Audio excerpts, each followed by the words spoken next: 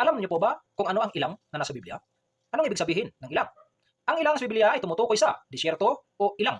Isang lugar na tuyo at mainit, kakaunti o walang tao, kulang sa tubig at pagkain. Sa realidad, ito ay totoong lugar tulad ng mga disyerto sa gitnang silangan. Ilang ng Sinai, lugar kung saan naglakbay ang mga Israelita kasama si Moises. Dito ibinigay ang 10 utos, matatagpuan malapit sa Mount Sinai. Ilang ng Paran, isa sa dinaanan ng mga Israelita, binanggit sa kanilang paglalakbay mula sa Ehipto. Ilang ng Huda, lugar kung saan nanalangin at nagayuno ang Panginoong Hesuscristo sa loob ng 40 araw. Mga talata sa Biblia tungkol sa ilang.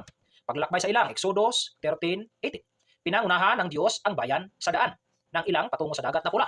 Pagsubok sa ilang, Deuteronomio 8:2. Alalahanin mo kung paanong pinatubayan ka ng Panginoon sa ilang sa loob ng 40 araw upang subukin ka. Si Jesus sa ilang, sa Mateo 4:1. Si Jesus ay dinala ng Espiritu sa ilang upang tuksohin ng diablo.